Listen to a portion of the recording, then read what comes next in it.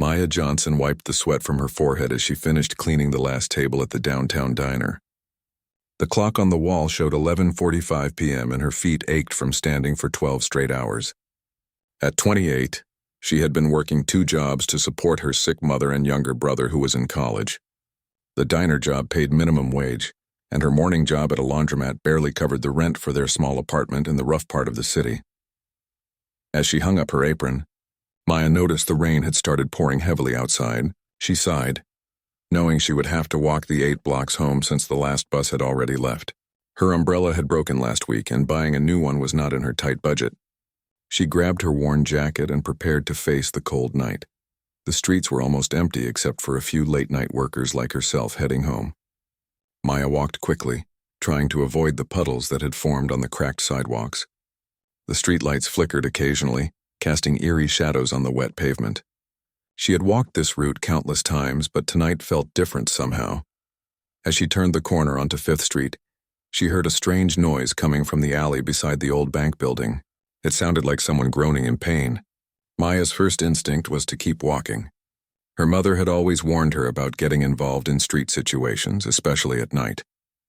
But the sound came again, weaker this time, and something in her heart made her stop. She peered into the dark alley, straining her eyes to see through the shadows. There, slumped against a dumpster, was a man in what looked like an expensive suit. His white shirt was stained with blood, and he appeared to be barely conscious. Maya's hands trembled as she pulled out her old phone and turned on its flashlight. The man looked to be in his 50s, with graying hair and a face that seemed familiar, though she could not place where she might have seen him. His breathing was shallow, and there was a deep cut on his forehead. Someone had clearly attacked him, probably for his wallet and watch, both of which were missing. Maya looked around nervously. The smart thing would be to call 911 and wait for help to arrive. But she could see that the man was losing a lot of blood, and in this neighborhood, ambulances sometimes took 30 minutes or more to respond. She had taken a basic first aid course at the community center last year, and she knew that head injuries could be serious. Without thinking too much about the consequences, Maya knelt down beside the stranger. She used her jacket to apply pressure to the bleeding wound on his head, despite knowing it would probably ruin the only decent jacket she owned. The man's eyes fluttered open briefly and he tried to speak, but only weak sounds came out. "Don't try to talk," Maya said softly. "I'm going to call for help and I'll stay with you until they get here."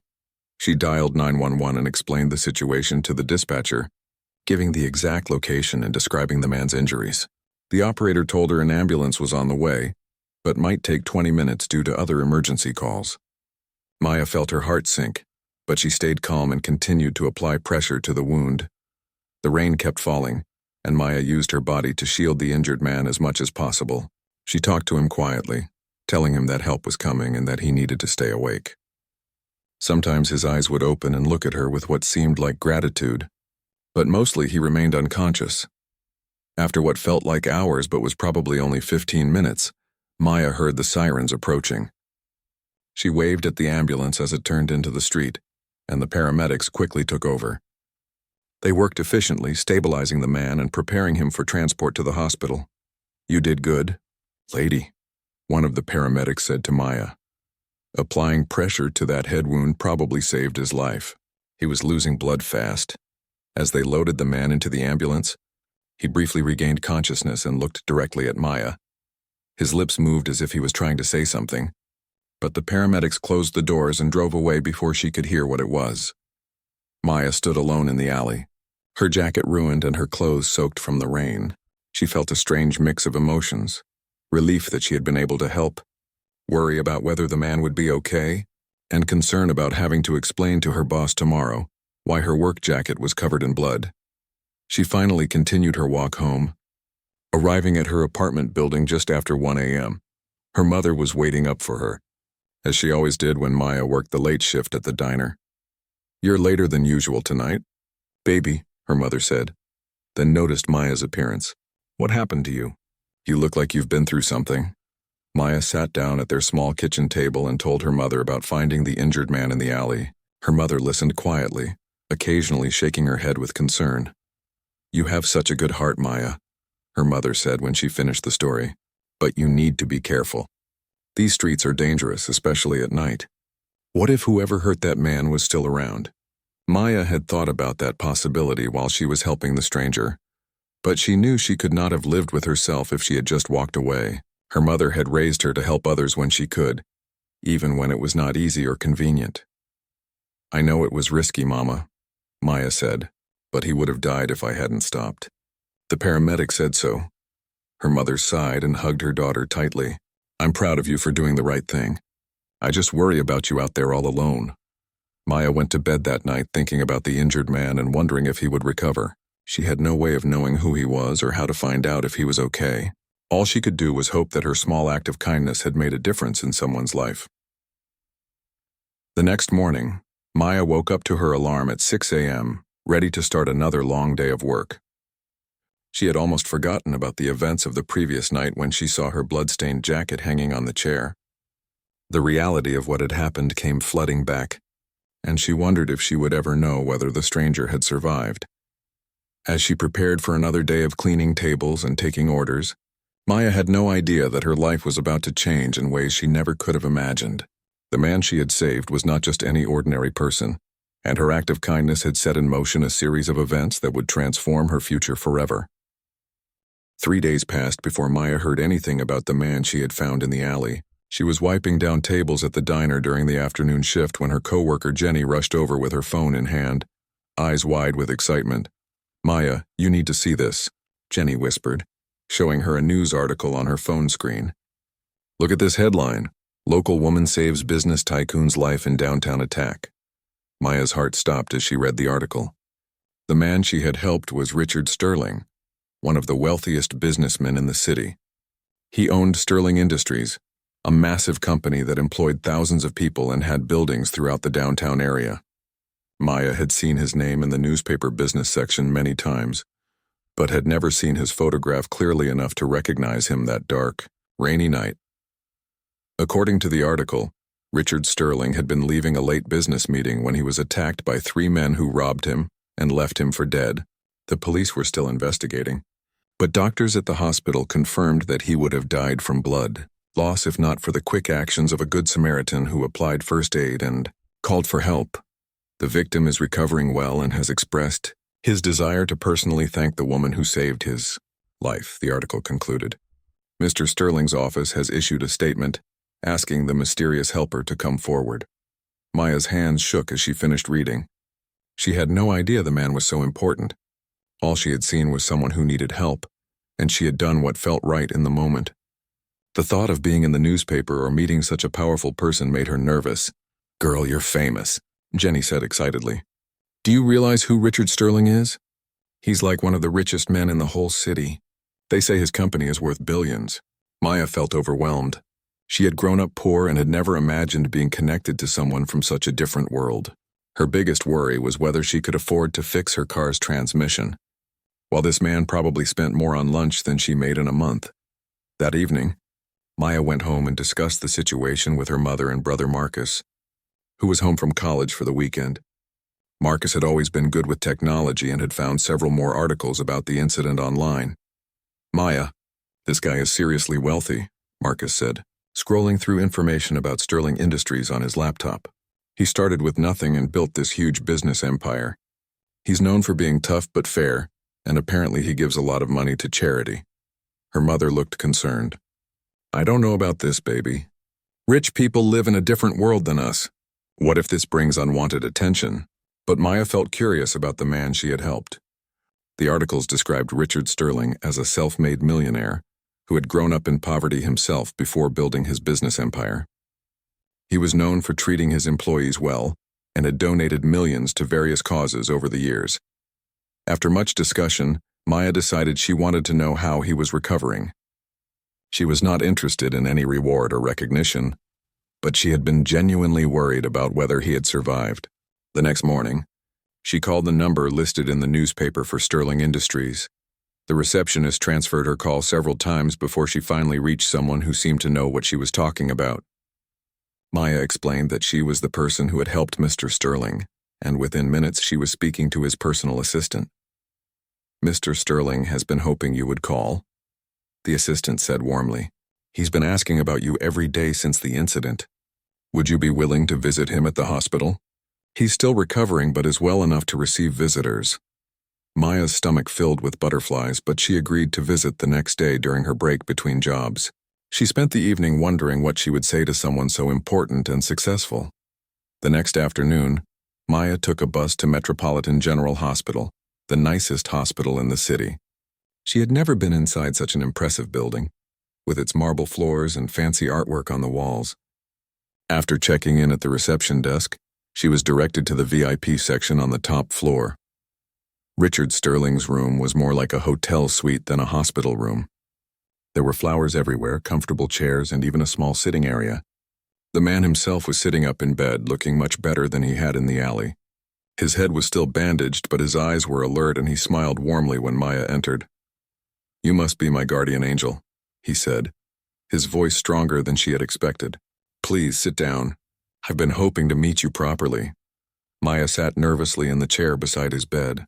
Up close, Richard Sterling looked like a kind grandfather, rather than the intimidating business tycoon she had imagined. His eyes were gentle, and despite being in the hospital, he seemed genuinely happy to see her. "I never got to thank you properly that night," he continued. "The doctors tell me that you saved my life. If you hadn't found me and applied pressure to that wound, I would have bled to death before help arrived." Maya felt embarrassed by the praise. "I just did what anyone would do. I couldn't just leave you there." Richard Sterling shook his head. "You'd be surprised how many people would have kept walking, especially in that neighborhood at that time of night. What you did took courage and compassion." They talked for over an hour. Maya was surprised to discover how easy it was to talk to him. He asked about her life, her family, and her dreams for the future. When she mentioned working 2 jobs to support her mother and brother's education, his expression grew serious. "I understand what that's like," he said quietly. "I grew up poor too. My mother worked 3 jobs to keep food on the table, and I started working when I was 12 years old. I never forgot what it was like to struggle." Maya felt a connection she had not expected. Despite his wealth and success, Richard Sterling seemed to genuinely understand her situation. He told her about his early days building his business, the failures and setbacks he had faced, and how he had never stopped believing that hard work could change everything. As visiting hours ended, Richard Sterling took her hand gently. "Maya, I want to do something to show my gratitude, but I can sense you're not comfortable with the idea of a reward." Maya nodded. She had been dreading this moment, afraid he would offer her money that would make her feel uncomfortable. "Instead," he continued, "I'd like to offer you something that might help you build a better future for yourself and your family. Would you be interested in talking about some opportunities?" Maya was intrigued but cautious. "What kind of opportunities?" Richard Sterling smiled. "Let's just say that good people deserve good chances. Think about it, and if you're interested, call my office tomorrow. I'd like to introduce you to some people who might be able to help you discover what you're truly capable of achieving." As Maya left the hospital that afternoon, her mind was spinning with possibilities. She had no idea what Richard Sterling had in mind, but something told her that this unexpected meeting was the beginning of something that could change her life forever. Maya spent the entire night thinking about Richard Sterling's offer. She barely slept, wondering what kind of opportunities he had in mind and whether she was making a mistake by considering them. Her mother had always taught her to be suspicious of things that seemed too good to be true. But something about Richard Sterling felt genuine and trustworthy. The next morning, after much internal debate, Maya called Sterling Industries. Within an hour, she was sitting in a gleaming conference room on the 40th floor of the Sterling building, looking out at a view of the city she had never seen before. Richard Sterling, now out of the hospital but still wearing a small bandage on his forehead, sat across from her along with 2 other people he introduced as key members of his team. "Maya," Richard began, "I've been thinking a lot about our conversation yesterday. You mentioned that you've always dreamed of going to college but never had the opportunity because of financial constraints. Is that still something you'd be interested in pursuing?" Maya nodded, though she felt confused about where this conversation was heading. "I've always wanted to study business or maybe social work, but with my mom's medical bills and my brother's tuition, it's just not possible right now." Richard smiled and gestured to the woman sitting beside him. "This is Dr. Sarah Chen, the Dean of Sterling University. Yes, I founded a small private university 5 years ago specifically to provide education opportunities for people who show potential but lack resources." Dr. Chen leaned forward with a warm smile. Maya, based on what Mr. Sterling has told me about you, and after reviewing your high school transcripts which we obtained with your permission, we'd like to offer you a full scholarship to our business program. This would include tuition, books, living expenses, and even a stipend for your family. Maya's mouth fell open. She had not given anyone permission to review her transcripts, but she was too shocked by the offer to worry about that detail. I don't understand. Why would you do this for me? The third person at the table, a man named James Rodriguez, spoke up. I'm the head of our scholarship program, Maya. Mr. Sterling has created opportunities like this for over 200 students in the past 5 years. Many of them have gone on to start their own businesses or become leaders in their fields. Richard Sterling leaned back in his chair. I believe that when someone shows the kind of character you demonstrated that night in the alley, they deserve a chance to reach their full potential. You risked your own safety to help a stranger, and you didn't hesitate to do what was right even when it was inconvenient and costly for you. Maya felt tears forming in her eyes. The opportunity seemed incredible, but she also felt overwhelmed by such a life-changing offer from someone she barely knew. There's more, Dr. Chen continued. We'd also like to offer your brother Marcus a scholarship to complete his engineering degree. We understand he's currently struggling to pay for his final 2 years of college. Now Maya was truly speechless. This would solve not just her own educational dreams but also remove the financial burden that had been weighing on her family for years. I need to think about this, Maya said quietly. This is all happening so fast and it feels too generous. What would you expect in return? Richard Sterling's expression grew serious. I expect you to work hard, maintain good grades, and after graduation, consider working for one of my companies for at least 2 years. But Maya, this isn't about creating an obligation. This is about recognizing potential and giving it room to grow. Over the next few days, Maya discussed the opportunity extensively with her family. Her mother was skeptical at first, worried about hidden strings attached to such a generous offer. But Marcus was thrilled and encouraged Maya to accept. Maya, this is the chance of a lifetime, Marcus said. And from everything I've researched about Richard Sterling, he's known for keeping his word and treating people fairly. His other scholarship recipients all speak highly of their experiences. After a week of consideration, Maya called Sterling Industries and accepted the offer. The next few months passed in a whirlwind of preparation. She had to quit her jobs at the diner and laundromat, which felt scary even though she knew she was making the right decision. Sterling University turned out to be a beautiful campus with small class sizes and excellent professors. Maya had been worried about fitting in with students from wealthier backgrounds, but she discovered that many of her classmates were scholarship recipients with similar backgrounds to her own. Dr. Chen became a mentor to Maya, helping her adjust to university life and encouraging her to explore different areas of business. Maya found herself particularly drawn to courses about social entrepreneurship and community development.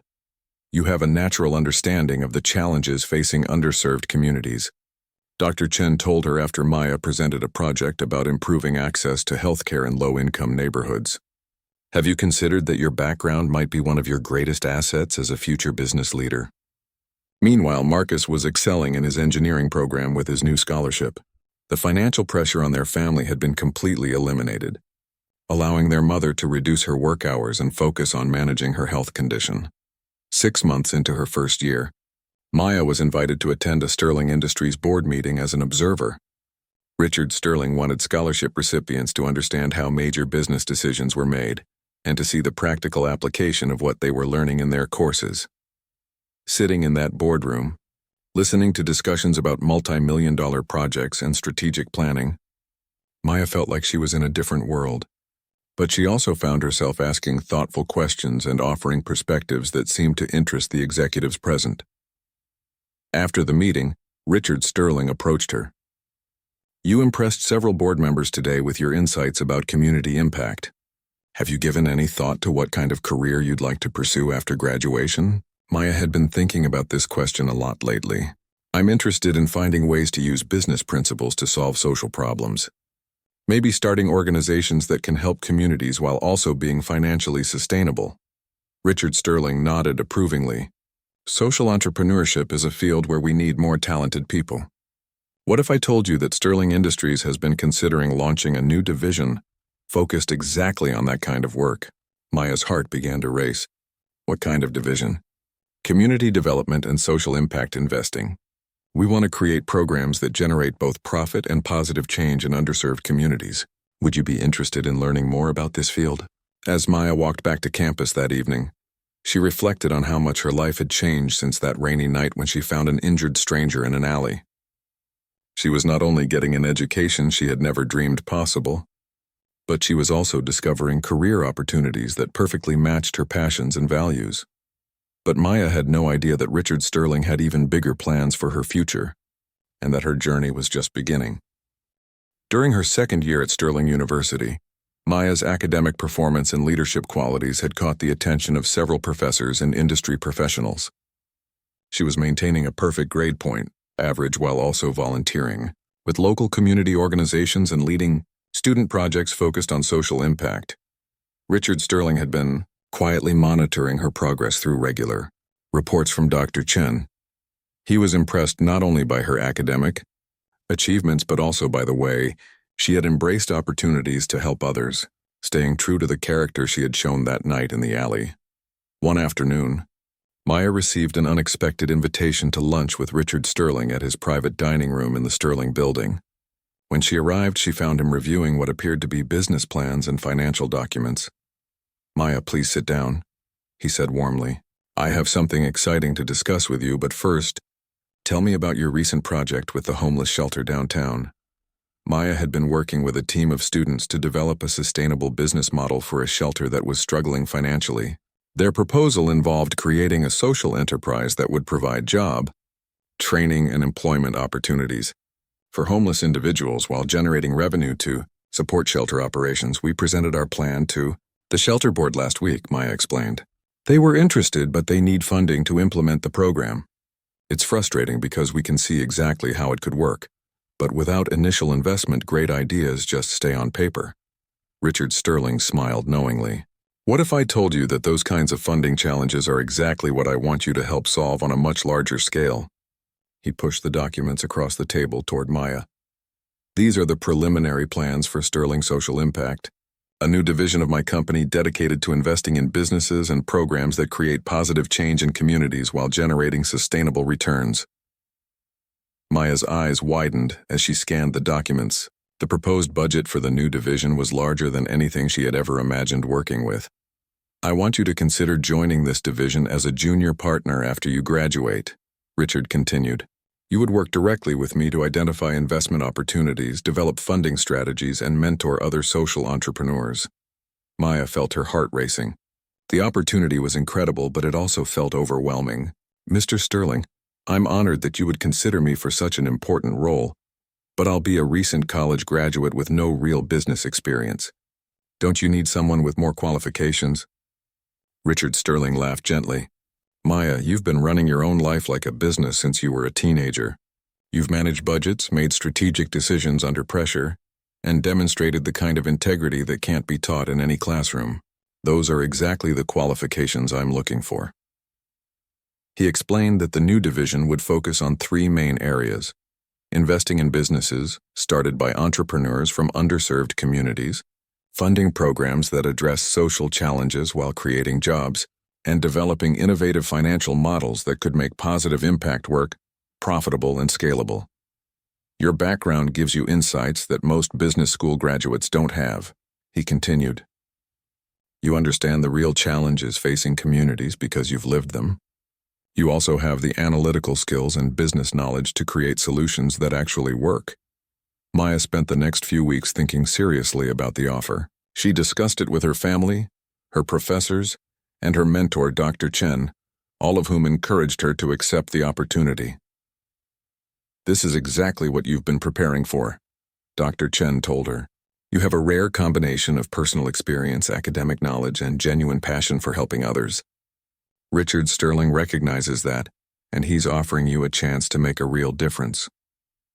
3 months before graduation, Maya officially accepted the position with Sterling Social Impact.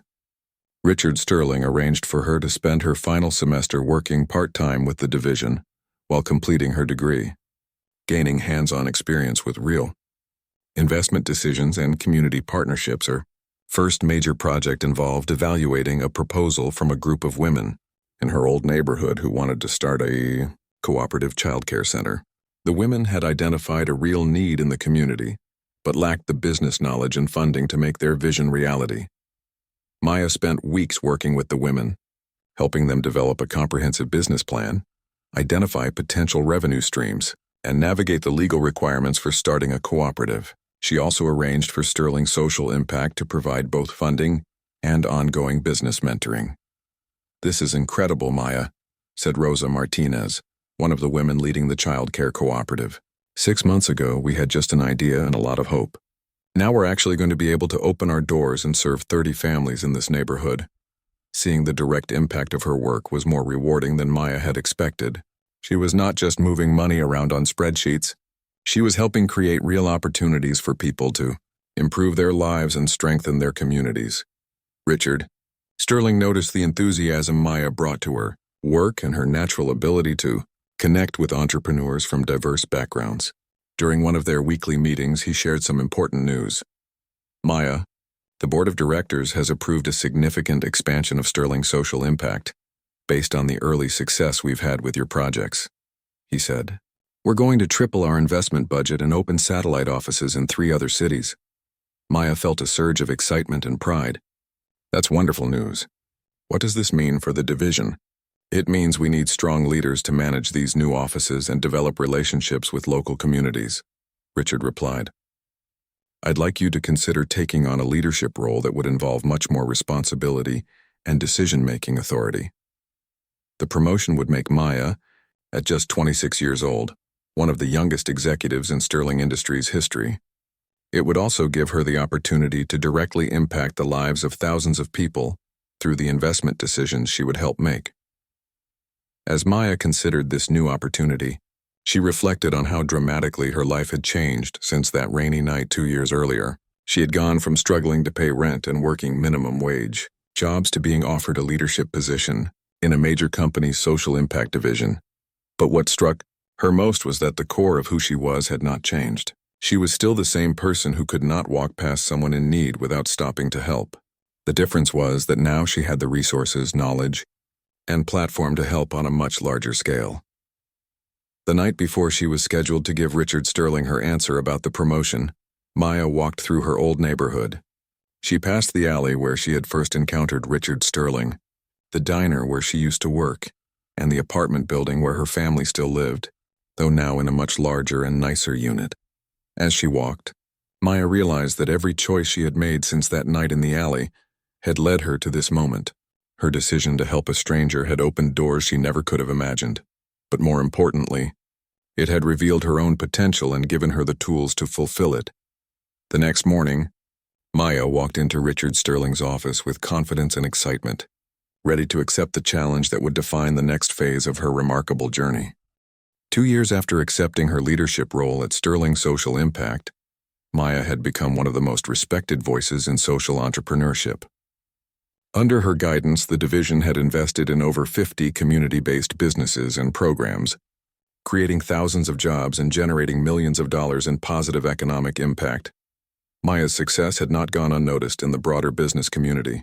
She had been featured on magazine covers, invited to speak at major conferences, and recognized with several awards for her innovative approach to combining profit with purpose. But despite her rising profile, she remained grounded in the values that had guided her from the beginning. One morning, Maya arrived at her office to find Richard Sterling waiting for her with a serious expression on his face. At 72 years old, he had been considering his legacy and the future leadership of his companies for several months. "Maya, I need to discuss something important with you," he said as they sat down in her office overlooking the city. "I've been thinking about stepping back from day-to-day operations and focusing more on philanthropic work. The question is, who should lead Sterling Industries into the future?" Maya felt her stomach tighten. She had been so focused on building Sterling Social Impact that she had not considered what might happen if Richard Sterling decided to retire. "Have you identified potential successors?" she asked carefully. Richard Sterling smiled. "I have, actually. The board and I have been discussing this for months, and we're unanimous in our choice. Maya, I want you to consider becoming the Chief Executive Officer of Sterling Industries." Maya's mind went blank. She had expected him to say he was considering promoting her to head of all social impact operations, or perhaps to a senior vice president role. But CEO of the entire company was beyond anything she had imagined.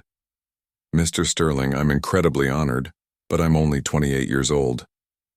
Sterling Industries is a multi-billion-dollar company with thousands of employees. Shouldn't you choose someone with more experience running large organizations? Richard Sterling leaned forward. Maya, in the past 2 years, you've demonstrated every quality I look for in a leader. You're strategic, compassionate, decisive, and you understand both the importance of profits and the responsibility that comes with success. Most importantly, you've proven that you can inspire people to achieve things they didn't think were possible. He explained that the business world was changing rapidly, and companies that wanted to succeed long-term needed leaders who understood that financial success and social responsibility were not competing priorities, but complementary ones. The next generation of business leaders will need to think differently about what success means, he continued. You already think that way naturally. You've shown that businesses can generate strong returns while also making communities stronger and creating opportunities for people who have been overlooked. Maya spent the weekend considering the offer. The prospect of leading such a large organization was both exciting and terrifying. She would be responsible not just for Sterling's social impact, but for all of the company's operations, including manufacturing, real estate, technology, and traditional investment divisions. She sought advice from several mentors, including Dr. Chen, who had become like a second mother to her. Maya, you've already been leading, Dr. Chen told her. The only difference is that now you'd be leading on a larger scale. But remember, you don't have to do everything yourself. Great leaders know how to build strong teams and delegate effectively. Her brother Marcus, now a successful engineer at a tech company, was enthusiastic about the opportunity. Maya, you've never backed down from a challenge when you believed it was right. This company has given you so much, but you've also given back in ways that have made it better and stronger. If Mr. Sterling and the board believe you can do this, then you should believe it too. After much consideration, Maya decided to accept the position, but with conditions. She wanted to restructure the company to integrate social impact considerations into all business decisions, not just in the dedicated social impact division. She also wanted to implement profit-sharing programs that would ensure employees at every level benefited from the company's success. Richard Sterling was delighted with her vision. That's exactly the kind of innovative thinking we need. You're not just accepting a job, you're proposing to transform how we do business entirely. The transition process took 6 months, during which Maya worked closely with Richard Sterling and other senior executives to understand all aspects of the company's operations. She also spent time visiting manufacturing facilities, meeting with major clients, and learning about the challenges facing different divisions. When the announcement was made that Maya Johnson would become the youngest CEO in Sterling Industries history, the reaction was mixed. Some business publications questioned whether she had enough experience, while others praised the company for choosing an innovative leader who represented the future of business. Maya's first major decision as CEO was to establish the Sterling Community Investment Fund, which allocated 10% of the company's annual profits to investing in underserved communities. This was a much larger commitment than any major corporation had made before, and it sent a strong message about the company's priorities under her leadership. Some people think that spending money on social programs reduces profits, Maya said during her first speech to shareholders. But our experience has shown that when communities are stronger, markets are stronger. When people have opportunities, they become customers and employees who drive business success. The fund's first investments included supporting small business development in rural areas, funding college scholarships for students from low-income families, and creating job training programs in partnership with community organizations. Maya also implemented new policies that prioritized hiring from the communities where Sterling Industries operated, created pathways for employees to advance within the company, regardless of their educational background, and established mentorship programs connecting experienced professionals with young people seeking career guidance. Within her first year as CEO, Sterling Industries' profits actually increased while its community investments expanded significantly. Maya had proven that her vision of conscious capitalism was not just idealistic, but also practical and profitable. Richard Sterling, who remained as chairman of the board, watched Maya's success with immense pride and satisfaction. During a private dinner celebrating her first anniversary as CEO, he reflected on the journey that had brought them together. "You know, Maya, that night in the alley changed both of our lives in ways neither of us could have predicted," he said. "You saved my life, but in many ways meeting you saved my business too. You've shown me how to build something that will last long after I'm gone." Maya smiled, thinking about all the people whose lives had been touched by the opportunities created through Sterling Industries' community investments. "Mr. Sterling, I think we've both learned that when you help others succeed, your own success becomes more meaningful."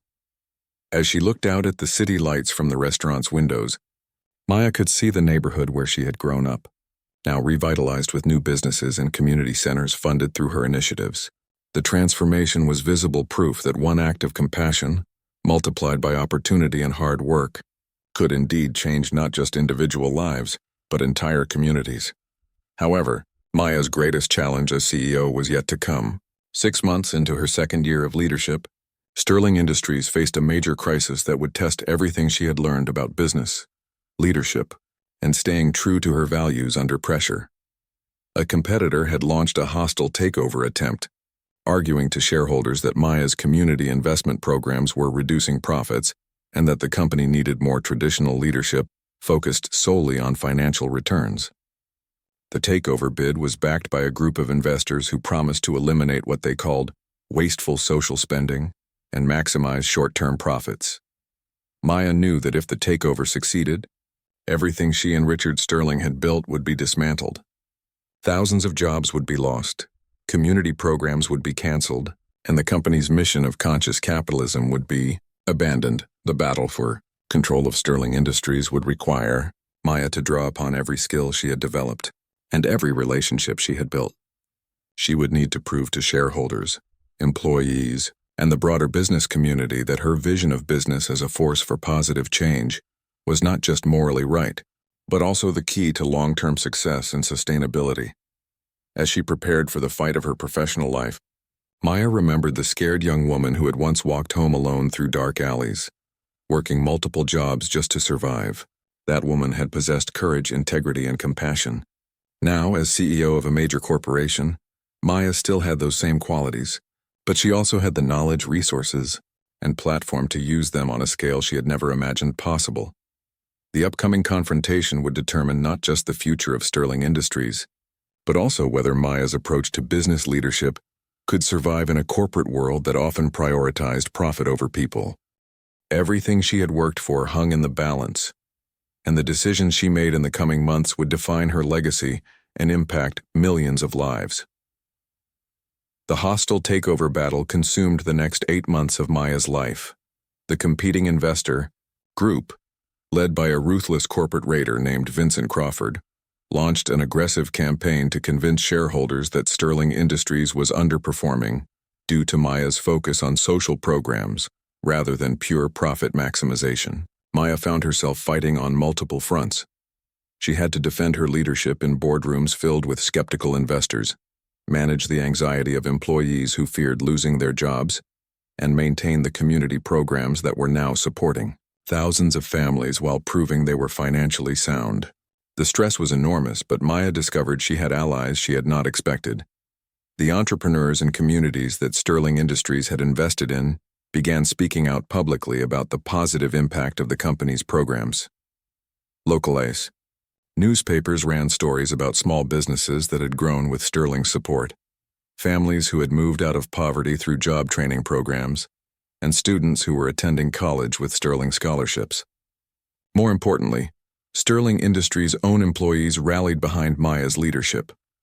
They organized petitions, spoke at shareholder meetings, and demonstrated that the company's culture of caring for communities had also created an exceptionally loyal and productive workforce. During the crucial shareholder meeting that would determine the company's future, Maya delivered the most important speech of her career.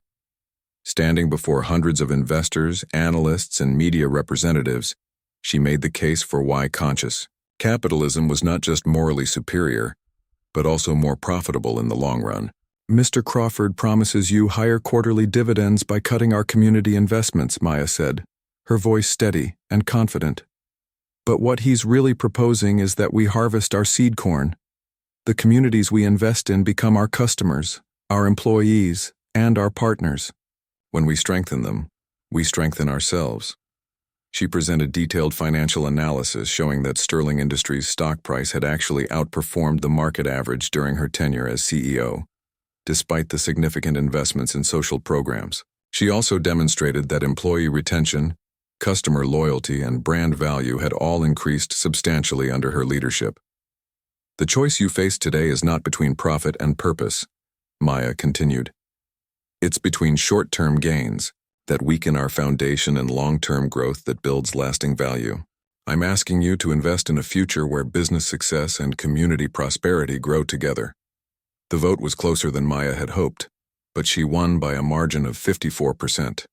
Sterling Industries would remain independent, and her vision of conscious capitalism would continue. In the months following the takeover battle, Maya's reputation as a business leader grew significantly.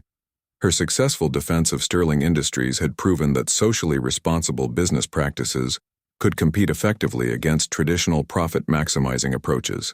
Major business schools began inviting her to speak about conscious capitalism, and other companies started adopting similar community investment programs.